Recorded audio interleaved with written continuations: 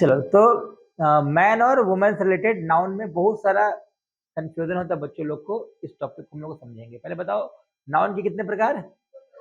Concrete और abstract. Concrete का 4 प्रकार होता है: proper noun, common noun, collective noun और मटेरियल नाउन। और एब्स्ट्रैक्ट नाउन का मतलब क्या होता है? जिस नाउन को हम लोग महसूस करते हैं, उसको काउंट नहीं कर सकते हैं। अभी बताओ, अगर हम आप लोग से पूछें कि इंग्लिश का बुक कौन सा नाउन होगा? इंग्लिश का बुक कॉन्क्रीट नाउन है, बट इसमें कौन सा है? कॉमन है, कलेक्टिव है, मटेरियल है कि प्रॉपर है?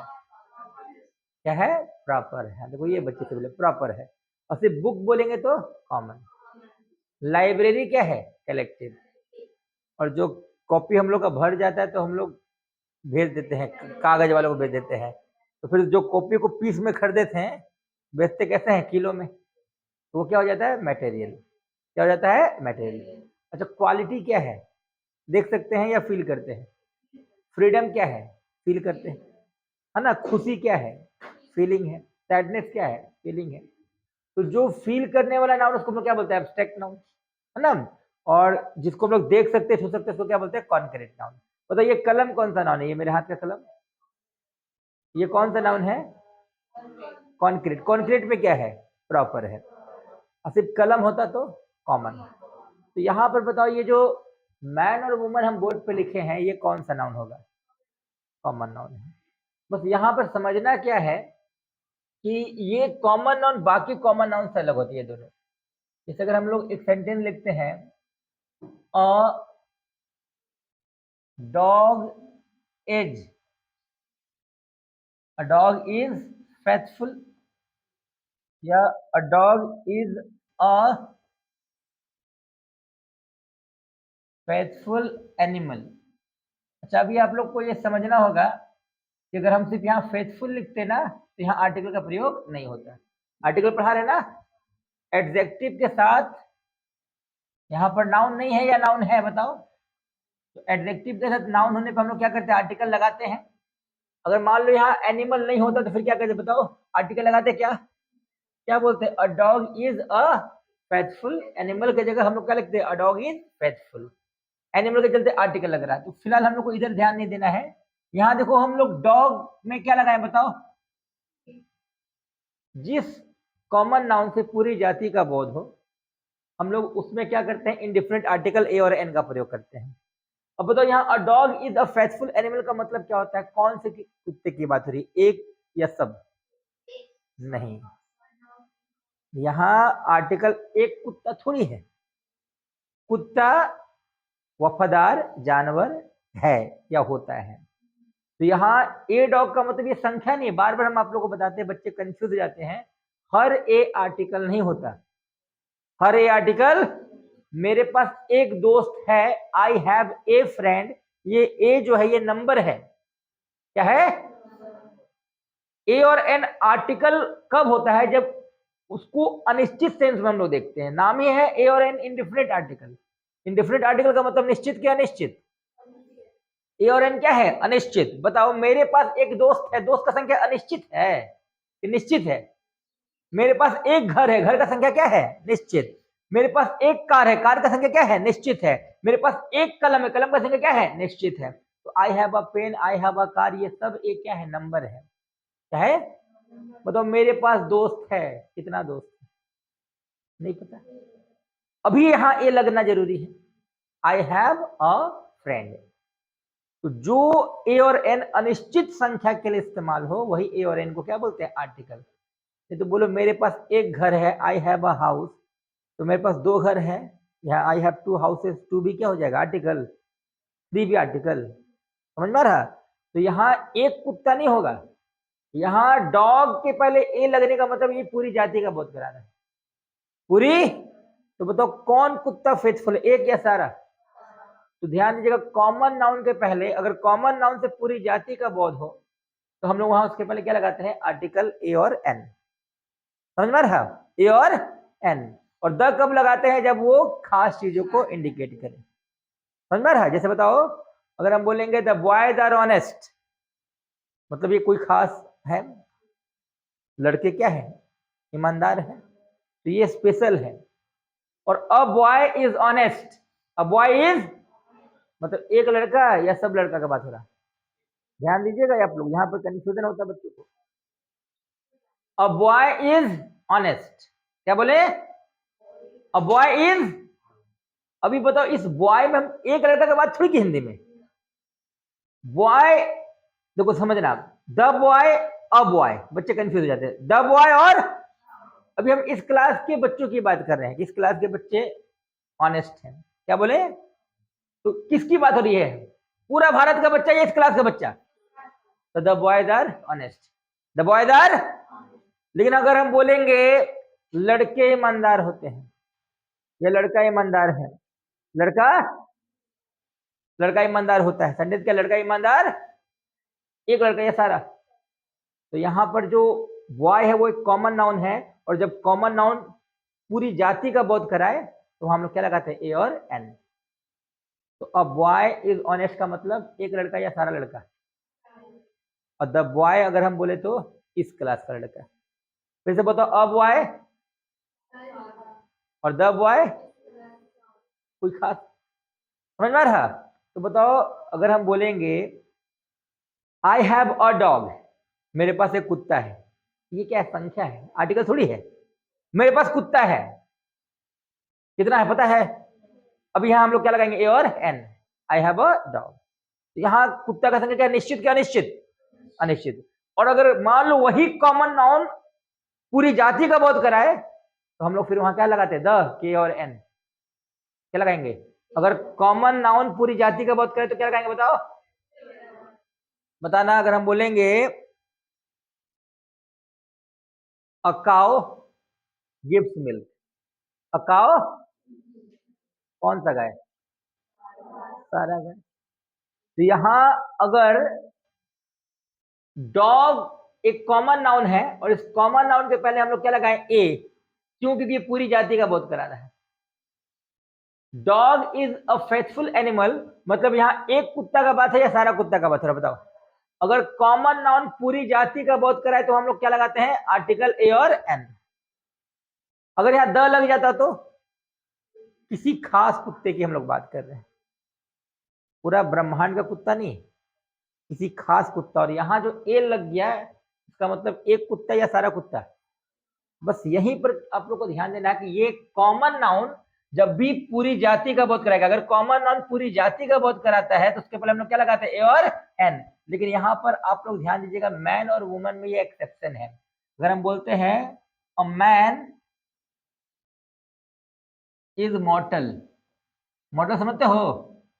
मरणशील, जो मरता है। इमॉर्टल मतलब अमर, जो मरता नहीं है उसको क्या बोलते हैं? इमॉर्टल। जो मरता नहीं उसको क्या बोलते हैं? लेकिन हम लोग नहीं मरते या मरते हैं? तो बताओ अ मैन इज मॉर्टल, ये गलत हो जाएगा, क्योंकि अगर मैन पूरी जाति का बोध कराए या वुमन पूरी जाति का बोध कराए तो बाकी कॉमन नाउन की तरह यहाँ ए एन का प्रयोग नहीं होता है, यही दिमाग में रखना है। आप मैन और वुमन के पहले ए एन का प्रयोग, एन तो ऐसे भी नहीं लगेगा, है ना? कॉन्सोनेंट है ना भाई, क्या लगाएंगे? ए। तो मैन और वुमन के पहले आप कभी भी ए का प्रयोग ना करें अगर वो पूरी जाति का बोध करा रहा तो। हाँ, लेकिन अगर हम बोल रहे हैं एक आदमी जा रहा है, अ मैन इज गोइंग, तो ये पूरी जाति का बोध करा रहा क्या या किसी संख्या का? कितना आदमी जा रहा है? अ मैन इज गोइंग, ये गलत है कि सही है? अभी समझना, अगर हम बोले अ मैन यानी एक आदमी इज गोइंग, तो ये क्या है? सही है, क्योंकि ये ए क्या है? एक संख्या है। इस ए का मतलब क्या होता है? कितना? 1। बट यहां पर हम देखो ए जो लगाए थे वो एक के लिए थे या पूरी जाति के लिए? बताओ, यहाँ एक कुत्ता वफादार है या सारा कुत्ता? तो यहाँ मैन जो है अगर पूरी जाति के लिए है तो हम लोग यहाँ ए का प्रयोग नहीं करेंगे, मैन इज मॉर्टल, ये सही होगा। तो बस यही दिमाग में रखना है, मैन और वुमन के पहले पूरी जाति का बोध भी हो तो भी वहां ए और एन का प्रयोग नहीं करना है। बताओ, अ काउ हो सकता है क्या? अ डॉग हो सकता है क्या? एन एलिफेंट हो सकता है क्या? अ क्रो हो सकता है क्या? अगर ये लोग पूरी जाति का बोध कराए तो इसके पहले हम लोग क्या लगाते हैं? ए और एन। लेकिन मैन और वुमन अगर पूरी जाति का बोध कराए तो वहां ए और एन का प्रयोग नहीं करते हैं। बताओ, the woman are symbol of compassion. माँ जो है, वो औरत जो है वो ममता का प्रतीक है। तो एक औरत है सारा। अ वुमन, ठीक है, a woman loves the children. पूरी जाति का बात कराएंगे तो क्या लगाएंगे, लगाएंगे क्या? तो अगर आप किसी जाति के लिए वुमन का प्रयोग कर रहे हैं तो आपको आपको ए और एन का प्रयोग नहीं करना है। तो बताओ, वुमन और अ वुमन में क्या अंतर है? वुमन और अ वुमन में क्या अंतर है? अगर मैंने सिर्फ बोला वुमन, इसका मतलब पूरी जाति का, और अ वुमन कोई, अ मैन, पक्का? अच्छा, मैन, एक आदमी मरणशील है या सारा आदमी? तो यहाँ मैन जो है वो क्या है, किसी एक व्यक्ति के लिए बोध हो रहा है या पूरी जाति का? तो यहाँ हम लोग क्या नहीं इस्तेमाल करेंगे, बताओ? पक्का? तो बताओ, हर कॉमन नाउन के पहले हम लोग, हर सिंगुलर कॉमन नाउन के पहले क्या लगाते हैं, ए और एन। बट कहाँ नहीं लगाएंगे, बताओ? मैन और वुमन में।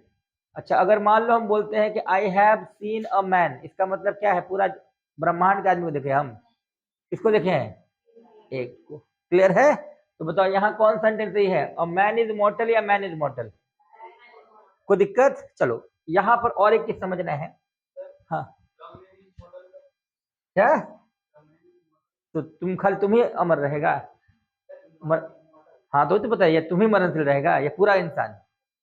सिर्फ क्लासे का आदमी मरणशील है, बाकी लोग अमर है। द का मतलब क्या हो जाएगा? आस। समझ में रहा? द बॉयज आर ऑनेस्ट का मतलब कहाँ का बच्चे ईमानदार है? यहाँ का। समझ में आ गया ना?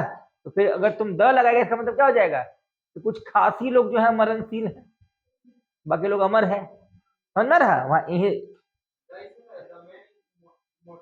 तो इमोर्टल फिर वही चीज हो गया। तो खास होगा तो फिर इमोर्टल हो सकता है, जो खास होगा हो सकता है। द का मतलब, द का यूज तो पढ़ाई है ना बाबू, डेफिनेट सेंस में आता है, सबके लिए आता है या किसी खास के लिए आता है। समझ में आ रहा ना? चलो अभी बताओ,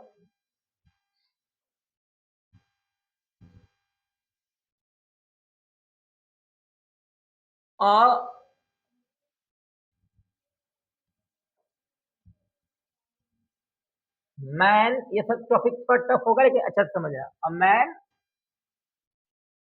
and a woman love each other. Love each other, देखो इस सेंटेंस में गलती ढूंढना आप लोग को। अब यहाँ पूरी जाति का नहीं, हम लोग यहाँ एक मैन का मतलब किसी एक आदमी की बात हो रही है, और अ वुमन मतलब किसी एक की बात हो रही है। दोनों तो अलग अलग है, बट यहाँ गलती कहाँ है? A woman and a man and a woman दोनों तो अलग अलग है ना। दोनों में आर्टिकल, अगर हम लोग एक इंसान के लिए एक आर्टिकल का इस्तेमाल करते हैं, जैसे I am a teacher and student होगा, ए स्टूडेंट नहीं होगा। यानी एक आदमी के लिए कितना आर्टिकल? यहाँ एक आदमी है, एक मैन और एक वुमन है। लेकिन अभी भी ये सेंटेंस गलत है, इसलिए समझना। अगर मैन और वुमन किसी एक इंसान के लिए बात हो रहा है और उन दोनों के बीच लव, कॉम्प्रोमाइज, कॉपरेशन और एसोसिएशन यानी पॉजिटिव बात, कौन सा बात हो रहा है? अगर पॉजिटिव है, बॉन्डिंग है, तो लोग बोलते हैं ना दो जिस्म एक जान। अगर पॉजिटिव बॉन्डिंग है तो दोनों कितना है? एक है। दोनों क्या है? एक है। तो इस केस में हम लोग आर्टिकल क्या करेंगे, सेकेंड वाले में क्या करेंगे? हटा देंगे, क्योंकि यहाँ किसका बात हो रहा है बताओ, दुश्मनी का या प्यार का? अगर एक आदमी और एक औरत के बीच लव की बात हो, कॉम्प्रोमाइज की बात हो, कॉपरेशन की बात हो, एसोसिएशन की बात हो, समझ में आ रहा, गुड अंडरस्टैंडिंग की बात हो, इसका मतलब है क्या है वो लोग दो लेकिन है कितने? एक। लेकिन अगर मान लो हम बात कर रहे हैं a man and woman quarrel, quarrel समझते हो? झगड़ा। यहाँ प्यार है क्या? गुड अंडरस्टैंडिंग है क्या? कॉपरेशन है क्या? तो अगर एक आदमी और एक औरत के बीच झगड़ा का बोध हो, हाँ, डिवोर्स का बोध हो, है ना, सेपरेशन का बोध हो, माने मारपीट हो रहा है, अलगाव हो रहा है, दुश्मनी हो रहा है, तलाक हो रहा है, तो उस केस में ये लोग दो जिस्म एक जान नहीं रहेंगे, दो जिस्म दो जान रहेंगे। समझ में आ रहा? तो यहां पर आपको दोनों जगह आर्टिकल का प्रयोग करना है। बताओ क्या होगा? बताओ, a man and a woman. समझ में आ गया? तो देखो कितना पेचीदा टॉपिक है मैन और वुमन वाला, बढ़िया से समझना। अगर बताओ, तो नैना तो आज पूरा एंजॉय कर रही है, आज नैना समझ लो कि आज इसी के लायक क्लास चल रहा है। चलो बताओ, तो अ वुमन और अ मैन, या अ मैन और वुमन, दोनों में आर्टिकल का मतलब क्या है? अंडरस्टैंडिंग कैसा है? खराब क्या अच्छा? बताओ। नेगेटिव अंडरस्टैंडिंग है। दोनों में आर्टिकल लगा तो अंडरस्टैंडिंग क्या है? खराब। अगर एक में आर्टिकल लगा तो बताओ, यहां a man and a woman love each other, ये कौन सा अंडरस्टैंडिंग है? बैड वाला या गुड वाला? तो यहाँ आर्टिकल दो बार या एक बार? एक बार वाला हटा दिए ना। लेकिन यहाँ बताओ, प्यार की बात हो रही है या झगड़ा की बात हो रही है? तो बताओ, एक जगह आर्टिकल लगेगा। समझ में आ रहा? अगर मान लो अ मैन और वुमन में प्यार, तो एक ही थाली में दोनों खाना खा सकते हैं, तो आर्टिकल एक ही रहेगा।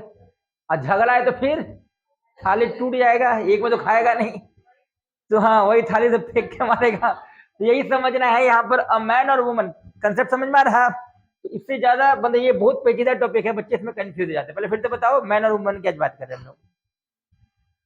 और डॉग का मतलब कितना कुत्ता? अ काउ का मतलब, अ हैन का मतलब, एन एलिफेंट का मतलब, अ हॉर्स का मतलब। लेकिन लोग बोलते सर अ हॉर्स मतलब एक घोड़ा, तो फिर वो एक क्या है? आर्टिकल है क्या संख्या है? संख्या है। मेरे पास एक घोड़ा है, यहाँ एक क्या है? सब घोड़ा मेरे पास है, एक घोड़ा है। लेकिन अगर हम लोग घोड़ा से पूरी जाति का बोध कराएं, तो उसके पहले हम लोग इंडिफरेंट आर्टिकल ए चाहे एन लगाएंगे। लेकिन बताओ, ये मैन और वुमन के साथ ऐसा होगा क्या? अगर मैन और वुमन पूरी जाति का बोध कराए, तो वहां आगे ए लगेगा, एन लगेगा, कि कुछ भी नहीं लगेगा? कुछ नहीं लगेगा, कोई दिक्कत? हाँ। लेकिन अगर किसी मैन में ए लग गया है और वुमन में ए लग गया है, और वो पूरी जाति का बोध नहीं करा रहा, किसी एक इंसान का बोध करा रहा है, तो वहां पर ए गलत है कि सही है? बताओ। सही है।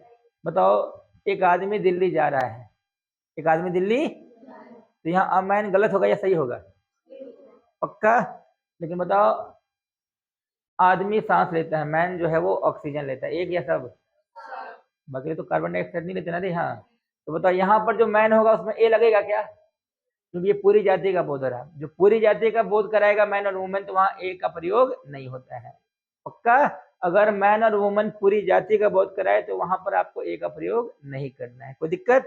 हाँ। अभी बताओ, यहाँ पर हमने ए का प्रयोग क्यों किया बच्चा? बताओ, यहाँ पूरी जाति का बात हो रहा है या किसी एक आदमी का बात हो रहा है? यहाँ पूरी जाति ब्रह्मांड का औरत का बात हो रहा है या एक औरत का बात हो रहा है? अभी बताओ, a man and a woman love each other में यहाँ का हम लोग एक क्यों काट दिए? बताओ। इन दोनों के बीच गुड अंडरस्टैंडिंग है, दो जिस्म एक जान वाला कंडीशन है। Love, compromise, cooperation, association, good understanding और मैन और वुमेन के बीच होता है, तो वहां आर्टिकल कितने जगह लगता है? बताओ। एक। क्योंकि है ये लोग दो, लेकिन थॉट्स कितना है इन लोग का? एक। लेकिन यहाँ बताओ, प्यार हो रहा है या मारपीट हो रहा है? सेपरेशन होगा, तलाक होगा। तो इस केस में इन दोनों के साथ हम लोग को क्या करना? आर्टिकल का प्रयोग नहीं करना या करना है? कोई दिक्कत? तो एग्जाम में कभी भी ऐसा टॉपिक आए तो आप लोग उसको सॉल्व कर लेना, कोई डाउट? चलो इसको लिख लो।